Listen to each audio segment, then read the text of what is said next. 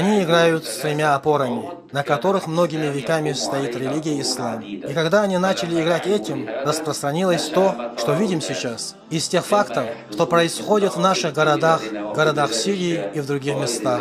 Вчера один из мусульман взорвал себя в мечети, чтобы убить одного из хороших авлия Аллаха и известного ученого из числа мусульманских ученых.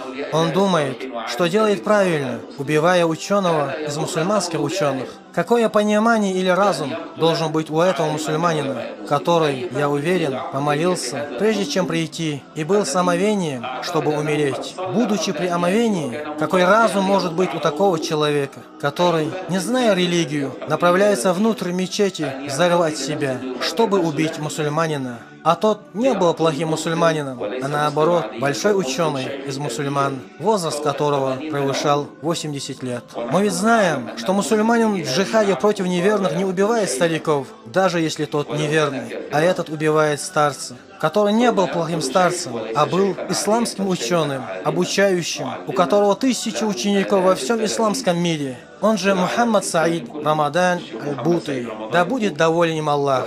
Какое понимание может быть у такого человека, что он пришел к такому? Поистине, они играют на трех опорах, на которых и стоит ислам. Черпание знаний у знающих. Тот не черпал знаний у знающих, он самоучка. Он понял религию в соответствии своим желанием, а не в соответствии желанием Аллаха. Синтаксис. Если ты попросишь его поговорить на арабском, ты увидишь, как он говорит неправильно. Его неправильное понимание арабского языка. Даже если он читает Коран, он делает паузы на каждом аяте не менее 10 раз. Он даже не знает арабского языка, чтобы понять текст на арабском. Хотя бы даже для понятия общего смысла текста. Тогда что он делает своим непродуктивным пониманием? Понимая в соответствии с своим непродуктивным желанием, не приобретя знаний от знающего ученого. При всем этом он бродит, как заблудившееся животное, говоря людям про Коран и Сунну, в то время, как он сам является очень далеким от Корана и Сунны. Если бы все это не было именно так, то не было бы и смут. И получается, что одни люди подвергнуты смуте другими, что одни люди подвергнуты смуте другими. И ты увидишь его говорящим на общественные темы, в то время, когда он не знает правильной даже для самого себя, а он пытается руководить делами других. Он потерпел неудачу в управлении своей жизнью и телом, пытается руководить делами других.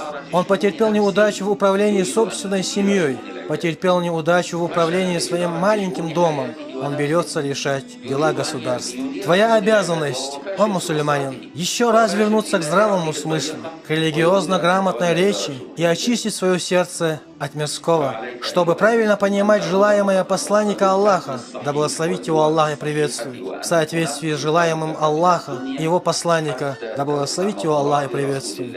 И ты не подвергнешься смутам во времена распространения смут.